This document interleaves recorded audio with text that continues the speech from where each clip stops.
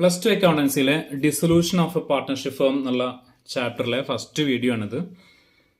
Dissolution എന്നുള്ള വാക്കുകൊണ്ട് നമ്മൾ ഉദ്ദേശിക്കുന്നത് ഒരു കാര്യം പിരിച്ചുവിടുക അല്ലെങ്കിൽ ഒരു കാര്യം അവസാനിക്കുക എന്നൊക്കെയുള്ള അർത്ഥത്തിലാണ് നമ്മൾ ഡിസൊല്യൂഷൻ പലപ്പോഴും ഉപയോഗിക്കാറ്.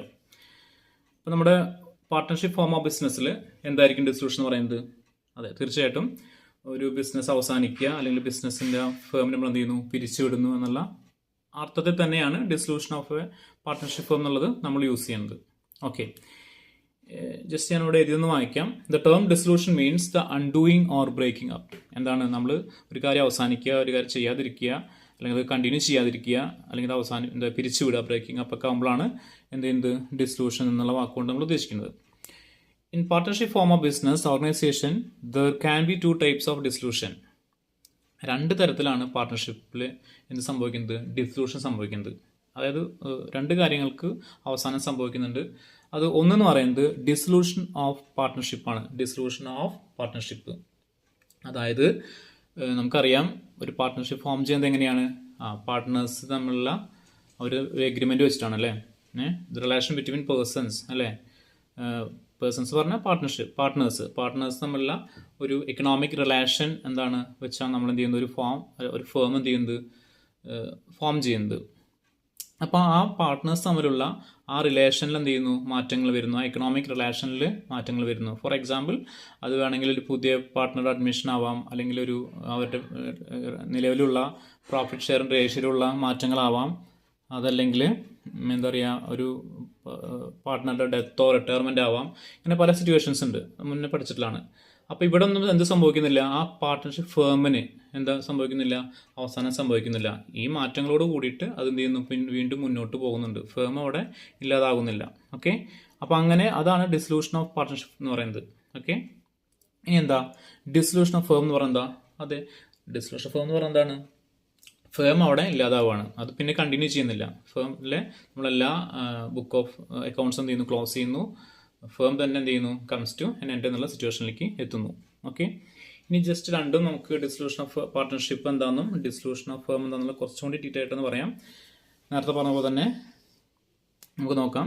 When the relation of partnership among different partners changes without affecting the entity of the firm, it is called dissolution of partnership. എന്താണ്? When the relation between partners തമ്മിലുള്ള റിലേഷൻ ചെയ്യുന്നു, relation between partners or partnership among different partners changes without affecting the entity of the firm. അല്ലേ, ആ ഫേമിനെ എന്ത് ചെയ്യുന്നില്ല, അത് affect ചെയ്യുന്നു എന്ന് പറഞ്ഞാൽ ഫേം എന്ത് ചെയ്യുന്നു, വീണ്ടും കണ്ടിന്യൂ ചെയ്യുന്ന അർത്ഥം. ഫേം അവിടെ അവസാനിക്കുന്നില്ല. അപ്പോൾ അതിനെ നമ്മൾ എന്ത് പറയുന്നു, ഡിസൊല്യൂഷൻ ഓഫ് പാർട്ട്ണർഷിപ്പ് എന്ന് പറയാം. ഓക്കെ, ഇനി എപ്പോഴൊക്കെയാണ് ഡിസൊല്യൂഷൻ സംഭവിക്കുക? എന്തിന്, പാർട്ട്ണർഷിപ്പിന് എപ്പോഴൊക്കെ ഡിസൊല്യൂഷൻ സംഭവിക്കുക? ഒന്നെന്ന് പറയുന്നത് change in profit sharing ratio among partners. Partners തമ്മിലുള്ള പ്രോഫിറ്റ് ഷെയറിംഗ് റേഷ്യോ മാറ്റം വരുമ്പോൾ, നേരത്തെ ഞാൻ പറഞ്ഞു അല്ലേ. പിന്നെന്താ, admission of a new partner, പുതിയൊരു പാർട്ട്ണർ ഫേമിലേക്ക് പുതുതായിട്ട് വരുമ്പോൾ. ദെൻ റിട്ടയർമെൻറ്റ് ഓഫ് പാർട്ട്ണർ, ഒരു പാർട്ട്ണർ പിരിഞ്ഞു പോകുമ്പോൾ, റിട്ടയർ ചെയ്യുമ്പോൾ. പിന്നെ ഡെത്ത് ഓഫ് പാർട്ട്ണർ, ഒരു പാർട്ട്ണർ എന്താണ്, മരിച്ചു പോകുമ്പോൾ. പിന്നെ adjudication of partners as insolvent, ഏതെങ്കിലും ഒരു പാർട്ട്ണർ ഇൻസോൾവെൻ്റ് ആയിട്ട്, പാപ്പരായിട്ട് നമ്മുടെ എന്താ പറയുക, കോർട്ട് വേർഡിക്റ്റ് ഉണ്ടാകുമ്പോഴൊക്കെ എന്താണ്, നമുക്ക് ഡിസൊല്യൂഷൻ ഓഫ് പാർട്ട്ണർഷിപ്പ് എന്ന് പറയാൻ പറ്റും. അടുത്തെന്താ, completion of purpose for which it is formed. അതായത് പാർട്ട്ണർഷിപ്പ് ഫേമുകളൊക്കെ ഏതെങ്കിലും പെർട്ടിക്കുലർ പർപ്പസിന് വേണ്ടിയിട്ട് ഫോം ചെയ്യും, പ്രത്യേക ഉദ്ദേശത്തിന് വേണ്ടിയിട്ട് ഫോം ചെയ്യും. ആ ഉദ്ദേശം കഴിഞ്ഞു കഴിഞ്ഞാൽ പിന്നെ എന്ത് ചെയ്യുന്നു, അവിടെ പാർട്ട്ണർഷിപ്പിന് എന്താ പറയുക, ഡിസൊല്യൂഷൻ സംഭവിച്ചെന്ന് പറയാം. പിന്നെ വേറൊരു പർപ്പസിനായിരിക്കും വീണ്ടും അത് എന്ത് ചെയ്യുക, കണ്ടിന്യൂ ചെയ്യുന്നത്. അപ്പോൾ ആ സിറ്റുവേഷനിൽ അതുപോലെ expiry of the period for which it is formed. ഒരു പീരീഡിനാണ്, ഒരു ഫോർ എക്സാമ്പിൾ ഒരു 2 കൊല്ലത്തേക്കോ അല്ലെങ്കിൽ 3 കൊല്ലത്തേക്കോ നമ്മൾ ഫോം ചെയ്യുന്നതെങ്കിൽ ആ പീരീഡ് കഴിഞ്ഞ് കഴിഞ്ഞാൽ അത് എന്ത് ചെയ്യുന്നു, അവസാനിക്കുന്നു. പിന്നെ നെക്സ്റ്റ് പീരീഡിലേക്ക് അത് വീണ്ടും റിന്യൂ ചെയ്യുന്നു എന്ന് പറഞ്ഞാൽ അവിടെ എന്ത് ചെയ്യുന്നില്ല, ഇത് ഡിസൊല്യൂഷൻ സംഭവിക്കുന്നില്ല. ഫേമില്ലാതാവുന്നില്ല, അത് വീണ്ടും പുതിയൊരു എഗ്രിമെന്റിൽ പുതിയൊരു ടേമിലേക്ക് എന്ത് ചെയ്യുന്നു, വീണ്ടും കണ്ടിന്യൂ ചെയ്യുന്നു. Okay, then merger of one partnership with another.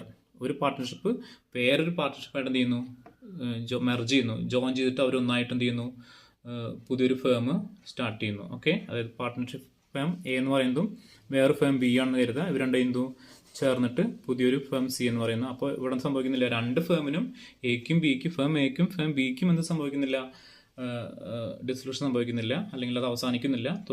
പകരം എന്ത് ചെയ്യുന്നു, രണ്ടും ചേർന്നിട്ട് എന്ത് ചെയ്യുന്നു, പുതിയൊരു ഫേമായിട്ട് മുന്നോട്ട് പോകുന്നു. ഞാൻ പറഞ്ഞത് ഈ സിറ്റുവേഷനിലൊന്നും എന്ത് സംഭവിക്കുന്നില്ല, പാർട്ട്ണർഷിപ്പിന് അവസാനം സംഭവിക്കുന്നില്ല. അത് ഈ മാറ്റങ്ങളോട് കൂട്ട് എന്ത് ചെയ്യുന്നു, വീണ്ടും മുന്നോട്ട് പോകുന്നു. അപ്പോൾ ഈ സിറ്റുവേഷൻ നമ്മൾ എന്ത് വിളിക്കാം, ഡിസൊല്യൂഷൻ ഓഫ് പാർട്ട്ണർഷിപ്പ് എന്ന് പറയാം.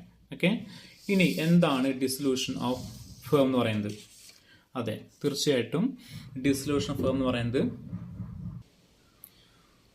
Section 39 of the Indian Partnership Act 1932 state that when partnership between all the partners of a firm comes to an end, it is called dissolution of firm. Section 39 ആണ് Indian partnership act. അറിയേണ്ട കാര്യമാണ് നിങ്ങൾക്ക്.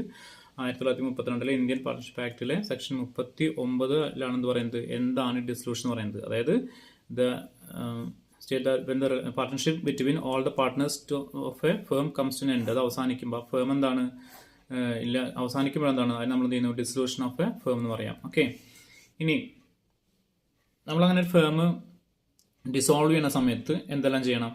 Okay, അതിൻ്റെ business എല്ലാം മൊത്തം എന്ത് ചെയ്യുന്നു, അവസാനിക്കും. The book of accounts closed. Book of accounts എന്ത് ചെയ്യണം, എല്ലാ കണക്കുകളും നമ്മൾ എന്ത് ചെയ്യണം, സെറ്റിൽ ചെയ്യണം. Asset of the firm realised. ആ ഫേമിൻ്റെ എല്ലാ അസറ്റുകളും നമ്മൾ എന്ത് ചെയ്യണം, റിയലൈസ് ചെയ്യണം, സോൾവ് ചെയ്യണം, വിൽക്കണം. വിറ്റിട്ട് എല്ലാം നമ്മൾ എന്ത് ചെയ്യണം, ക്യാഷ് റിയലൈസ് ചെയ്യണം. And liabilities are paid off. എല്ലാ ബാധ്യതകളും എന്ത് ചെയ്യണം, പേ ഓഫ് ചെയ്യണം.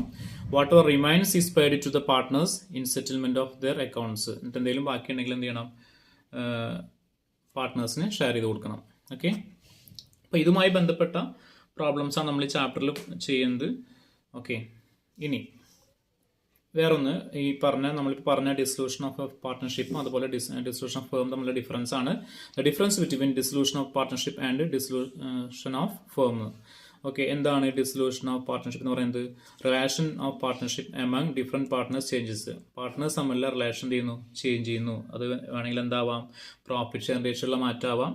ഓക്കെ, അങ്ങനെ പല എന്തും ആവാം. പക്ഷെ അവിടെ എന്ത് ചെയ്യുന്നില്ല, ഫേമിന് അവസാനം സംഭവിക്കുന്നില്ല എന്നുള്ളതാണ്. ഓക്കെ, ഇനി ഡിസൊല്യൂഷൻ ഓഫ് ഫേം എന്താ സംഭവിക്കുന്നത്? Partnership between all the partners of firm comes to an end. എല്ലാ പാർട്ട്നേഴ്സ് തമ്മിലുള്ള റിലേഷൻ ചെയ്യുന്ന അവസാനിക്കുന്നു.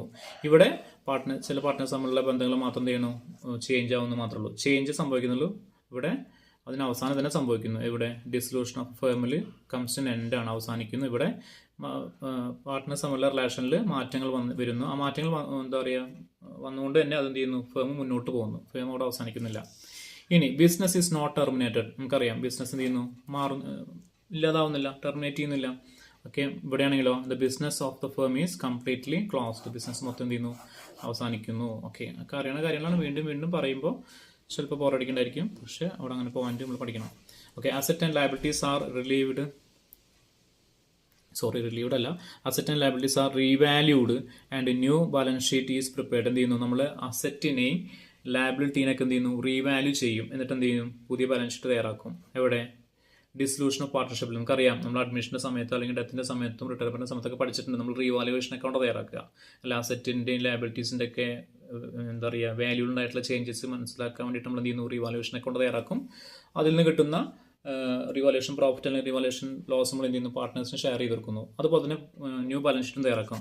പക്ഷേ ഇവിടെ എന്തായിരിക്കും, നമ്മൾ അസറ്റൊക്കെ വിൽക്കുകയാണ്, എല്ലാ ലയബിലിറ്റീസ് ഒക്കെ പേ ഓഫ് ചെയ്യാണ്, എല്ലാ അസറ്റും വിൽക്കുന്നു, എല്ലാ ബാധ്യതകളും എന്ത് ചെയ്യുന്നു, തീർക്കുന്നു. അപ്പോൾ നമ്മൾ എന്തിൻ്റെ ആവശ്യം ഉണ്ടാവില്ല, റീവാലുവേഷൻ അക്കൗണ്ട് ഉണ്ടാക്കേണ്ട ആവശ്യമില്ല. പകരം നമ്മളോട് ഉണ്ടാക്കുന്നത് റിയലൈസേഷൻ അക്കൗണ്ടാണ്. അത് പ്രോബ്ലം വരുമ്പോൾ നമ്മൾ പഠിക്കും. ഓക്കെ, പിന്നെ ന്യൂ ബാലൻസ് ഷീറ്റ് ഉണ്ടാക്കേണ്ട ആവശ്യമില്ല. കാര്യം എന്താ, നമുക്ക് ബാലൻസ് ഷീറ്റിൽ ഐറ്റംസ് ഒന്നും ഇല്ല, നമ്മളെല്ലാ അസറ്റും എന്താണ് വിറ്റു, എല്ലാ ലയബിലിറ്റീസും പേ ഓഫ് ചെയ്തു. ഓക്കെ, ഇനി ഡിസൊല്യൂഷൻ ഓഫ് പാർട്ട്ണർഷിപ്പിൽ നമ്മൾ എന്ത് ചെയ്യുന്നു, ബുക്ക് ഓഫ് അക്കൗണ്ട്സ് ഒക്കെ എന്ത് ചെയ്യുന്നു, ക്ലോസ് ചെയ്യുന്നു. Okay, book of accounts close ചെയ്യുന്നില്ല. കാരണം എന്താ, നമ്മൾ ബിസിനസ് എന്ത് ചെയ്യുന്നില്ല, ടെർമിനേറ്റ് ചെയ്യുന്നില്ല. അപ്പോൾ അത് അടുത്ത ഒരു ഫിനാൻഷ്യൽ ഇയറിൽ ക്ലോസ് ചെയ്തതിനു ശേഷം അടുത്ത ഫിനാൻഷ്യൽ ഇയർ നമ്മൾ എന്ത് ചെയ്യുന്നു, അത് കണ്ടിന്യൂ ചെയ്യുന്നു. ഓക്കെ, പെർമനന്റ് നമ്മൾ എന്ത് ചെയ്യുന്നില്ല, ക്ലോസ് ചെയ്യുന്നില്ല. ഇനി ഡിസൊല്യൂഷനിൽ എന്താ, നമ്മൾ പിന്നെ ബിസിനസ് കണ്ടിന്യൂ ചെയ്യാത്തതുകൊണ്ട് നമ്മൾ എന്ത് ചെയ്യുന്നു, പെർമനന്റ് ആയിട്ട് എന്ത് ചെയ്യുന്നു, ബുക്ക് ഓഫ് അക്കൗണ്ട്സ് ഒക്കെ എന്ത് ചെയ്യുന്നു, ക്ലോസ് ചെയ്യുന്നു. ഓക്കെ, അപ്പോൾ ഇതാണ് ഡിസൊല്യൂഷൻ ഓഫ് എ പാർട്ട്ണർഷിപ്പും ഡിസൊല്യൂഷൻ ഓഫ് എ ഫേം എന്നുള്ളതും. ഓക്കെ, ഇനിയുള്ള ഇതിൻ്റെ ബാക്കി പ്രോബ്ലംസും കാര്യങ്ങളൊക്കെ അടുത്ത വീഡിയോകളായിട്ട് ഇടുമെന്നാണ് വിചാരിക്കുന്നത്. Okay, thank U.